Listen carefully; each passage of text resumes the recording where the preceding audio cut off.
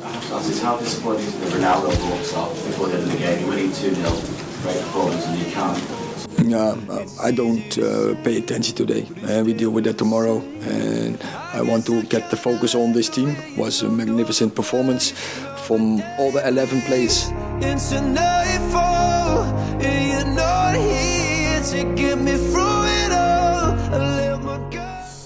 Ils sont pas très bons à Old Trafford. Bonjour à tous et ravi de vous présenter cette quotidienne. Vous le voyez, c'est pas le grand amour entre Ronaldo et Ten Hag. Le Portugais, contrarié de son temps de jeu, est rentré direct au vestiaire avant le coup de sifflet final. Et geste fort du Portugais qui n'est pas du tout passé auprès de la direction. Selon le sérieux média The Athletic, Ronaldo ne ferait pas partie du groupe pour le match face à Chelsea samedi. Et on ne sait pas encore quand est-ce qu'il reviendra dans l'équipe première. Mais bon, ça n'empêche pas Manchester United de repartir avec la victoire. 2-0 grâce à Fred et Bruno Fernandes.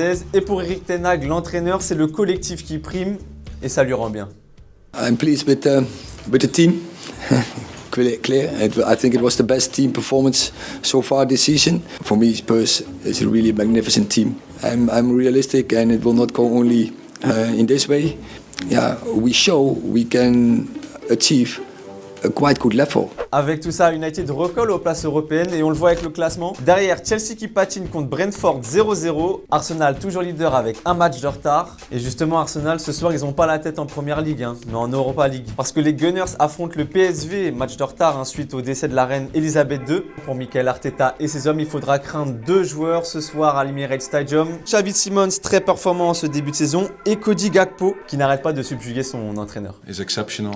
His stats, his assists and goals that he's involved in, of course, draws the attention of the best clubs in European football. He's purely focused on his development, becoming a better player, giving the club the best he can. Yeah, when the time comes, he will make decisions when necessary. Allez, comme tous les jours, c'est le football vrai déjà et je vous emmène au pays du soleil levant, le Japon, où s'est déroulée la Levain Cup et admirez ce bijou de Satoki Uejo, le bon vieux. Et pour finir, Matsuki Kato, encore lui, de Cerezo Osaka, qui nous offre un petit lobe des familles en délicatesse. Hop, allez, ça rentre à la maison.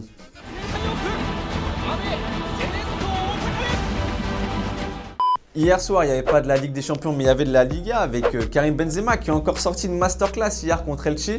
Alors lui, il joue toujours en costume, celui du Ballon d'Or. Il ne le lâche plus, il a failli nous planter un triplé. 2 buts refusés sur hors-jeu et quand il trouve enfin les filets, il célèbre en trollant les arbitres avec un petit mime de la VAR pour confirmer son but.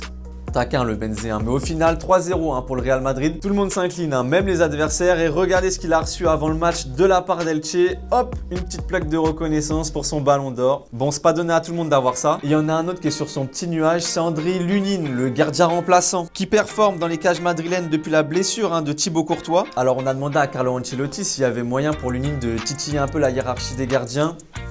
Réponse de l'intéressé. Que Lunin a cumplido su papel. Cuando ve el Thibaut, se sienta nel banquillo. Petit taquet, mais tout va bien au Real. Regardez le petit tweet de Thibaut Courtois qui encourage son pote. Ça sent l'amitié au Real. Et c'est moins la forme, plus à l'est, côté Catalogne, avec les Blaugrana ce soir qui jouent face au Villarreal. Les Barcelonais seront en quête de dynamisme. Après le match nul contre l'Inter, après la gifle reçue contre le Real Madrid dimanche, et c'est pas la joie pour Xavi qui sent un peu le vent tourner. Esto es el Barça es para ganar. Para conseguir títulos, el esfuerzo que ha hecho el club es para ganar títulos y quiero afrontar los problemas. Que ahora hay un problema, pues intento encontrar una solución. No quiero excusas ni quiero buscar culpables. No, si aquí entonces creo sinceramente que hay plantilla para ganar títulos y si no se ganan, pues vendrá otro entrenador y lo intentará sin más. No sé, intento ser natural con vosotros también, no me tengo que esconder. Page bleue à présent avec Mike Maignan éloigné des terrains depuis le début octobre à cause d'une blessure au mollet gauche. Le portier de l'AC Milan aurait rechuté de sa blessure et ça signifierait donc une possible absence pour la Coupe du Monde. Alors il était celui qui pouvait potentiellement détrôner Hugo Lloris au poste pour le Qatar. Et justement, c'est ma question du jour. Qui voyez-vous à la Coupe du Monde pour remplacer Mike Maignan en numéro 2? On l'espère pas, on croise les doigts pour lui. Mais si jamais, qui voyez-vous? Areola, Mandanda, Lafont, Meslier, dites-nous tout. Demain, les 2 gagnants auront un FIFA 23 sélectionné par Julien. Et justement, hier, Licia vous demandait si Paul Pogba devait être sélectionné pour la Coupe du Monde. Alors toi, Zinedine, Pogba est indispensable et même sur une jambe. C'est un leader écouté par tous, une compétence bien utile pour la compétition. Et pour toi, Gimme, tu veux des joueurs à 100%. Ça vaut pour un Pogba et pour tous les joueurs. C'est la recette pour gagner une 3e fois la Coupe du Monde. Et c'est déjà la fin de la quotidienne. Merci à tous de nous avoir suivis. Demain, retrouvez Julien à la présentation. Quant à nous, on se retrouve à la Coupe du Monde et on termine comme d'habitude en images et en musique concoctées par Wallen. Ciao. Yeah, they call me Cardi B. I run this shit like cardio.